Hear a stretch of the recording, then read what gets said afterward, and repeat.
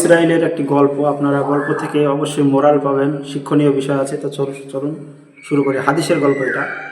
বনি ইসরাইলের এক ব্যক্তি ছিল, সে বিবাহিত ছিল এবং নিজের স্ত্রীকে ভীষণ ভালোবাসত। সেই স্ত্রীর কথা মন দিয়ে শুনত, তার কোনো আবদারই ফিরিয়ে দিত না সে। এই লোকটির একজন মা ছিলেন, বয়সে খুবই বৃদ্ধা, চোখে দেখতেন না। তিনি ছিলেন পরেজগার, সৎ ও নির্মল হৃদয়ের অধিকারী। তিনি ছিলেন আল্লাহর প্রতি অগাধ ভরসা করেনওয়ালে। অন্যদিকে তার স্ত্রীও একজন বৃদ্ধা মা ছিলেন। তিনিও অন্ধ, কিন্তু চরিত্রে সম্পূর্ণ বিপরীত। তিনি ছিলেন কুটিল স্বভাবের, হিংসুটে, অন্তরে অন্ধকারে ভরা। ভালোকে চিনতেন না, কারো কল্যাণ সহ্য করতে পারতেন না।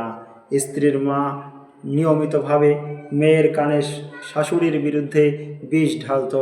উস্কানি দিতে দিতে এমন পর্যায়ে নিয়ে গেল যে স্ত্রী শাশুড়িকে সহ্য করতে পারত না। এক সময় তার হৃদয় এতটাই কঠিন হয়ে গেল যে সে স্বামীর কাছে চূড়ান্ত দাবি জানালো, আল্লাহর কসম, তুমি যদি তোমার মাকে আমাদের মাঝ থেকে সরিয়ে না দাও, তাকে আমার চোখের আড়াল না করো, তাহলে আমি কোনোদিনই তোমার উপর সন্তুষ্ট হব না। অনুরোধটি ছিল ভয়াবহ, কিন্তু লোকটি স্ত্রীর ভালোবাসায় অন্ধ হয়ে গেল। মায়ের হককে বিসর্জন দিয়ে স্ত্রীর সন্তুষ্টিকেই প্রাধান্য দিল। সেই তার অন্ধ বৃদ্ধা মাকে নিয়ে বেরিয়ে পড়ল। নিয়ে গেল এক মানবহীন মরুভূমিতে। সেখানে না ছিল পানি, না খাবার, না কোনো আশ্রয়।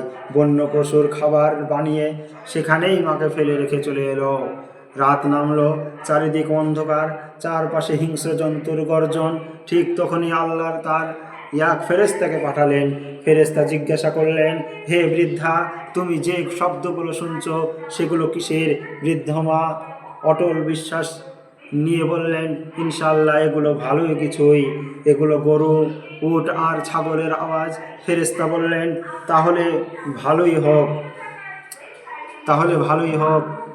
ভোর হলো। এবার আশ্চর্য ঘটনা ঘটল।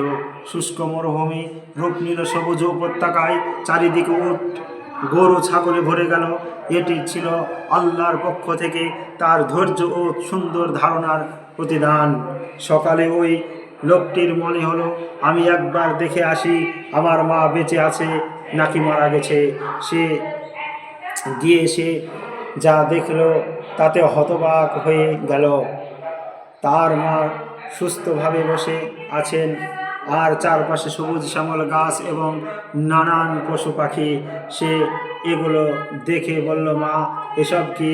মা শান্ত গলায় বললেন, বাবা, এটা আল্লাহর দান।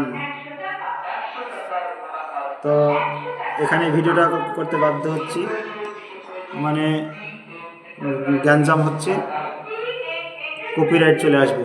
আসসালামু আলাইকুম।